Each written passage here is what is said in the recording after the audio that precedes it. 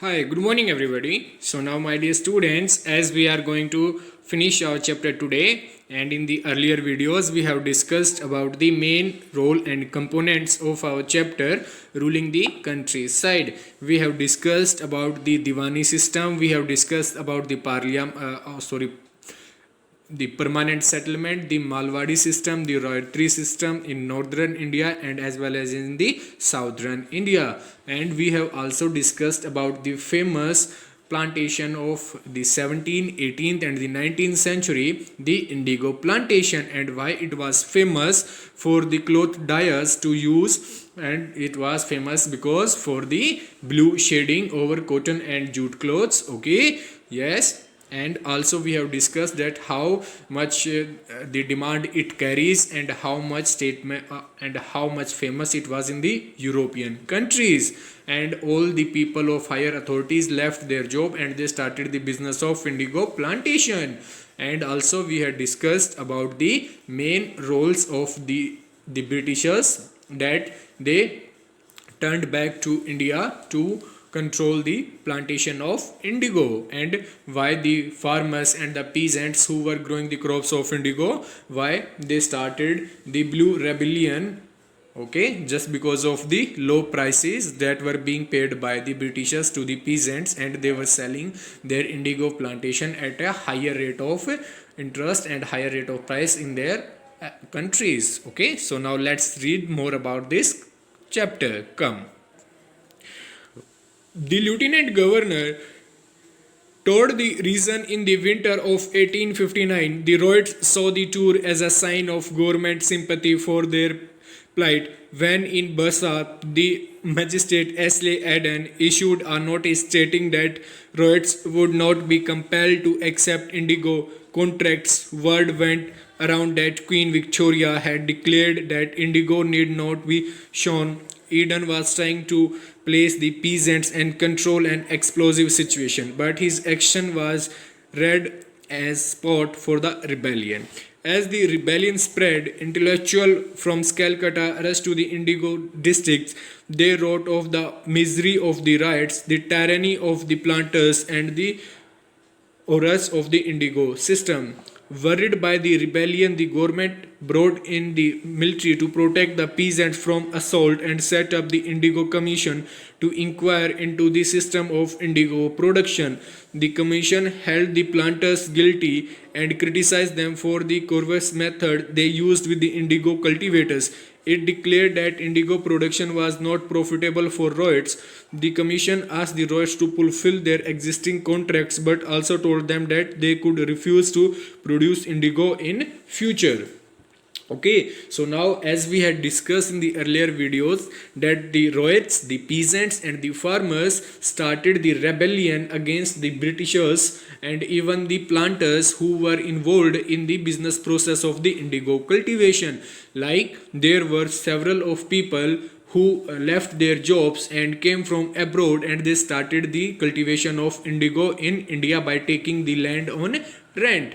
Okay, they hired the labor from our India on cheap rates, and they also took plows and bullocks to cultivate the soil and to look after the crops. They hired the laborers. Okay, now the labor class who work day and night in the fields and look after the indigo crop, they were paid very less amount in the last when the crop was harvested, so and when the crop was sold, so after that they were really paid very low. So all the peasants, farmers were get together, and even the zamidars of that particular village, they all stand up together. They fought against this crisis and this hypocrisy methods of the English people. Okay, so now the revolt was so much on the high level that it reaches to the higher authorities of the British East India Company. So what the British East India Company did, beta, they sent a commission to inquire about what was happening and why the revolt was happened. Okay, so it was all going on in the 19th century after the revolt of 1857. Okay, my dear. And now later on what they did, they set up a commission who inquired about the facts and bring out the stuff that it was cut and clear the mistakes of the planters, of the private people, of the English people who came from abroad.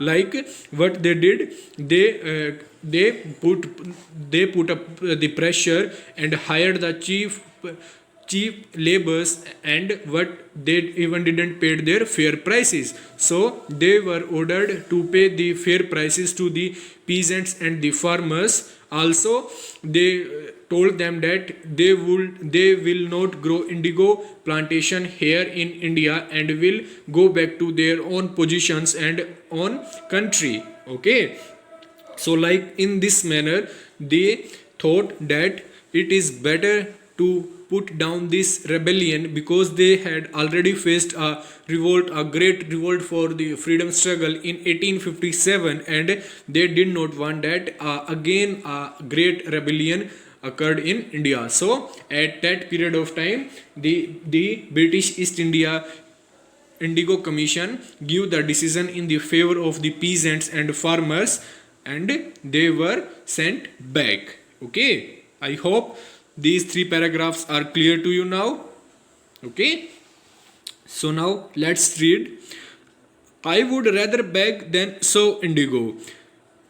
So Hasdi Mullah, an indigo cultivator of Chandpur, Thana, Hardi, was interviewed by the member of the Indigo Commission on Tuesday, 5 June 1860.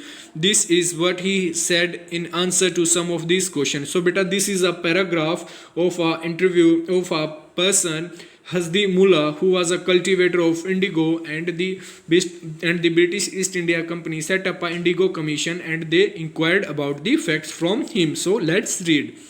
W.S. Satankar, president of the Indigo. Okay, who was the president of the Indigo Commission? W.S. Satankar.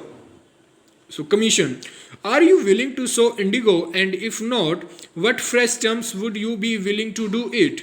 So Hasdi Mullah, I am not willing to sow, and I don't know that any fresh terms would satisfy me. So Mr. Sale, would you not be willing to sow at a rupee a bundle? Hasdi Mullah, no, I would not. Rather than sow indigo, I will go to another country. I would rather beg than sow indigo.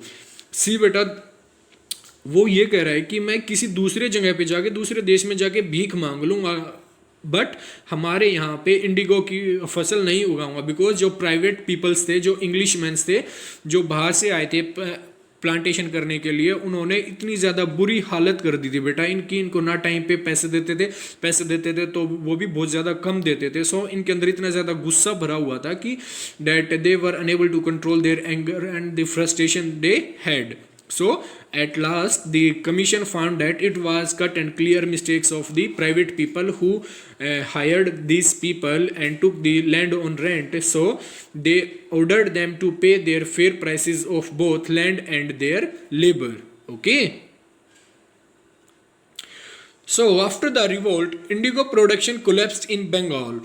और revolt के बाद Indigo की production Bengal में बिल्कुल ही समाप्त हो गई, collapsed हो गई. But the planters now shifted their occupation to Bihar. But अब क्या था कि उनको इंडिगो की खेती करनी अच्छे से आ गई थी और उन्होंने क्या किया कि उन्होंने अब इसकी प्लांटेशन कहाँ शुरू कर दी? बिहार में शुरू कर दी. Okay. With the discovery of synthetic dyes in the late 19th century, their business was severely affected. But yet they managed to expand production. When Mahatma Gandhi returned from South Africa, a peasant from Bihar persuaded him to visit Champaran and see the plight of the indigo cultivators here. Mahatma Gandhi visit in 1917 marked the beginning of the Champaran movement against the indigo planters. Okay.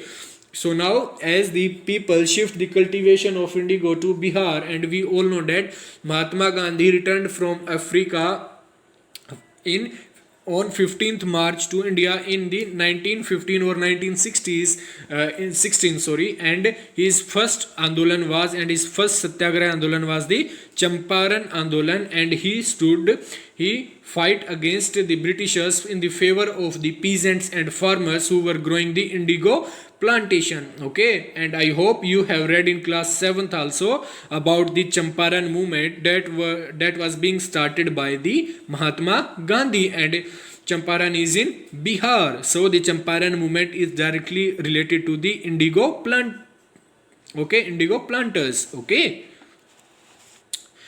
Now indigo making in the West Indies. Okay, so in the early 18th century, a French missionary Jean Baptiste Labette traveled to Caribbean islands and wrote extensively about the region. Published in one of his books, this image shows all the stage of indigo production in the French slave plantation of the region. You can see the slave workers putting the indigo plant into the settler vat on the left. Another worker is churning the liquid with a mechanical churner in a vat. Second from right, two workers are carrying the indigo pulp hung up in bags to be dried. In the foreground, two others are mixing the indigo pulp to be put into molds. The planters is at the center of the picture, standing on the high ground of supervising the slave worker. So beta, this is a diagram or a picture where the indigo plantation, indigo factory is being set up to make dyes of a blue shade in the West Indies. Okay, see, this is the process that step by step they are moving. Okay, so the ground floor, the first floor and the second floor. Okay, and in this process the indigo was being made. Okay, so now as we have completed our chapter, so let's take a small recap of this chapter beta. Okay, in the first video we have discussed about the Diwani system that were being offered by the last Mughal emperor Bahadur Shah Jafar to the Lord Clive, and it was a memorable historical moment in the life of Lord Clive that he became the Diwan of Bengal, Bihar and Odisha, and he captured all it in a frame. Okay, then we had discussed that the British East India Company faced some economical crisis, and they required with the financial economic crisis with the help of agriculture sector, like they increased the land and they developed more agricultural crops, like they introduced tea, coffee, maize, wheat, rice, bajra, sugarcane and indigo. Okay, and the different parts of our country. So like the agriculture was increased, the quality of soil was increased, so that with these, as the crops were in good amount and in good quality also, so the prices of the quality of good crops were given high, and the flow of money in the market came into being, and thus it helped the Britishers to get over with the economy crisis. Okay, later on we had discussed with the permanent settlement and their problems being faced by the peasants and as well as the British East India Company. Then also we discussed about the Malwadi settlement. Then we discussed about the indigo plantation and how it was famous in the European countries, and the rebellion of our peasants, and at last we have discussed that the Indigo Commission gave its decision in the favor of peasants and farmers. Okay, so this is all about this chapter. I hope you liked the video. Thank you.